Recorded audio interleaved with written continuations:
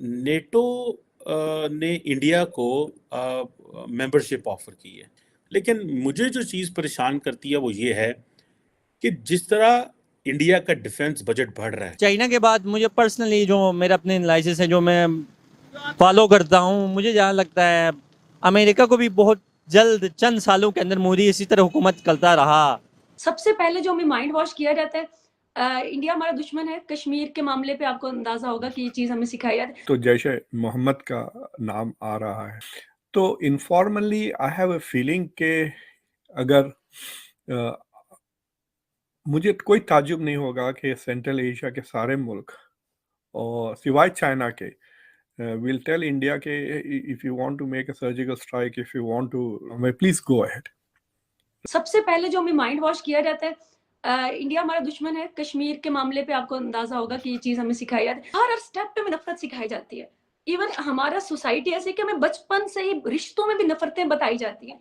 एक लेवल ही नहीं है कि आप क्रिटिकली कुछ चीजों को सोचेंगे। वो तो बात का बहुत ही बड़ा लेवल है कि आप कहें कि हम इंडिया को एक्सेप्ट करें, हम दूसरे मजाहब को या फिर ये तो बहुत ही मतलब अनरियल सी चीज लगती है मुझे तो। सॉरी टू से बात करेंगे तो वहां वहीं पे आपको क्लास से निकाल दिया जाएगा। फतवे देंगे मौलवी, हमें सांस लेने पे फतवे देंगे। हम क्यों बोलेंगे भाई? जान प्यारी तो हम क्यों सवाल करेंगे? मैं बोलूंगी, आप बोलेंगे। अगर जज्बात में आके तो हमारे घर वाले हमें रोकेंगे कि नहीं, हमारा फकत थोड़ा सा सोच के बोलना, जान को खतरा है। तो भाई ऐसे माहौल में मैं तो नहीं समझती कि ये कोई अनयूजुअल बात है। नेटो ने इंडिया को मेंबरशिप ऑफर की है, ठीक है जनाब। अच्छा, नेटो तो इंडिया को मेंबरशिप ऑफर कर रहा है, लेकिन क्या चाइना भी पाकिस्तान को कुछ ऑफर कर रहा है? ये एक क्वेश्चन है जिसको मैं समझता हूँ। अगर आपको याद हो, कुछ अर्सा पहले मैंने बताया था कि यूएस की एक परमानेंट रिप्रेजेंटेटिव हैं नेटो में, जूलियन स्मिथ। उन्होंने ये कहा था कि इंडिया बड़ा एक क्रूशल रोल प्ले कर सकता है इंडो पैसिफिक की फ्रीडम के हवाले से। और ये जूलियाना स्मिथ जो हैं, इन्होंने ये इस बात को कहा कि जो नेटो की जो मेंबरशिप है वो ऑलमोस्ट ओपन है इंडिया के लिए, ये इंडिया ने फैसला करना है। लेकिन मुझे जो चीज़ परेशान करती है वो ये है कि जिस तरह इंडिया का डिफेंस बजट बढ़ रहा है, कल मैंने आपसे कहा था कि $81.4 billion as per the SIPRI report, इससे ज़्यादा डिफेंस बजट उनका है, ये तो बताते हैं ना। लेकिन आप जब ग्रांट्स लेते हैं, बहुत कुछ और प्रोजेक्ट्स आते हैं बीच में, तो आप और 2-4-6 अरब डॉलर जो है वो ले लेते हैं रिसर्च। और जिस तरह वो इंडिजनाइजेशन की बात कर रहे हैं, बहुत कुछ वो कर रहे हैं, सो वो उनके लिए और 2-4-5-7 अरब डॉलर लेना हुकूमत के लिए काम नहीं। पाकिस्तान के लिए प्रॉब्लम ये है कि सारी आर्म्ड फोर्सेस का बजट एंड देन फिर आर्मी का बजट कम है। इंडिया के मीडिया में और पाकिस्तानी मीडिया में भी कुछ लोग ये कहते हुए नजर आ रहे हैं कि ये जो पूंछ का वाकया हुआ है तो इसके बाद इंडिया कहीं हमला ना कर दे, या उसका ऐसा कोई इरादा है वगैरह वगैरह, इस तरह की चीजें चल। देखिए, आई डोंट थिंक कि इस एपिसोड को लेकर India will immediately respond with a surgical strike. एक हफ्ते से ज़्यादा तो हो चुका है ऑलरेडी। और मैं अभी 2 दिन पहले इंडिया के काफ़ी सेलिब्रेटेड लेफ्टिनेंट जनरल सैयद अता हसनैन के साथ एक तफसीलन शो किया, जिसमें हमने इस पॉसिबिलिटी को एक्सप्लोर किया कि इंडिया कैसा जवाब देगा।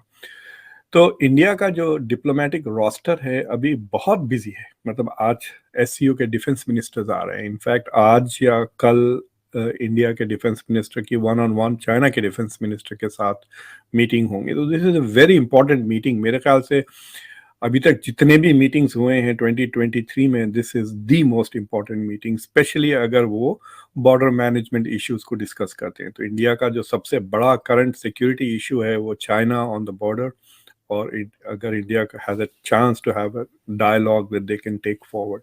So India is preoccupied with China and these issues. SCO भी है, G20 भी है, फिर 4-5 को SCO foreign ministers की meeting.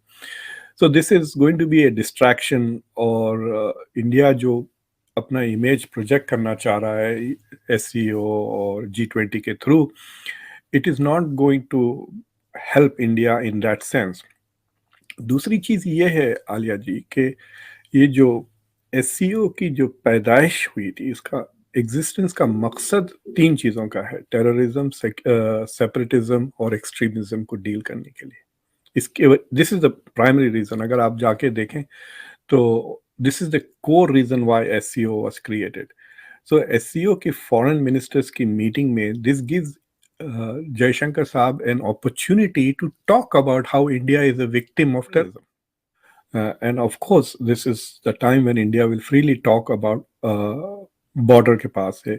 जयशंकर साहब अभी कैरिबियंस के टूर पे थे और वहाँ पे उन्होंने एक इनडायरेक्ट तो बात कर दी गया, our neighbour indulgence in cross border, इसके ताल्लुक को लेकर.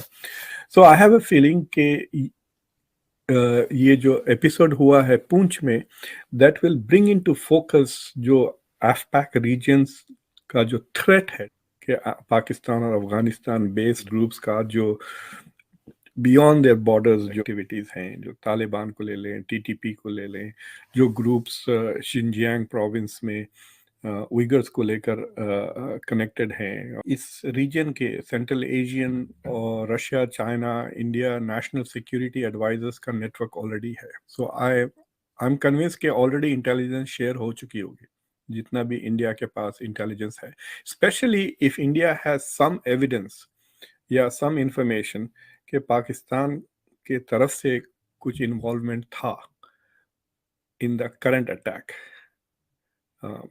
कि क्या उधर से बॉर्डर क्रॉस करके लोग आए, were they part of it, who are the people. अगर इस तरह का कोई कनेक्शन, अब तो जैश मोहम्मद का नाम आ रहा है. So I have a feeling that will be presented at the SCO foreign ministers. मुझे लगता है डिफेंस मिनिस्टर्स की मीटिंग में भी that issue will come up. के देखिए, अगर आप डिफेंस प्रैक्टिस कर रहे हैं कि आप किस तरह की डिफेंसिव posture ले रहे हैं, आप are you developing your military to face insurgency या एनिमी आर्मी, तो अलग अलग कैपेबिलिटीज चाहिए उसको डील करने के लिए. So that will be discussed in the defence ministers, और ये फॉरेन मिनिस्टर्स में ये डिस्कशन भी आएगा. तो informally I have a feeling के अगर मुझे कोई ताजुब नहीं होगा कि सेंट्रल एशिया के सारे मुल्क और सिवाय चाइना के विल टेल इंडिया के if you want to make a surgical strike, if you want to, please go ahead. Right, China will be the only country which will say भाई आपका proof क्या है, ये क्या है, वो क्या है. दे विल ट्राई टू से कि नहीं, कश्मीर इज ऑलरेडी डिस्टेबलाइज्ड, कश्मीर में आपके पास इंसर्जेंसी हो रही है, इसलिए तो आपने तकरीबन 7-8 लाख की फौज वहाँ रखी हुई है, यू आर ऑक्यूपाइंग कश्मीर. इस तरह की बातें सिर्फ चाइना से आएंगे, लेकिन the rest of the countries are not going to be sympathetic with the Pakistani version of the narrative. हाल ही में नेटो ने इंडिया को मेंबरशिप ऑफर करी और इसके बाद ये कयास लगाए जाने लगे कि क्या इंडिया ये मेंबरशिप एक्सेप्ट करेगा या नहीं.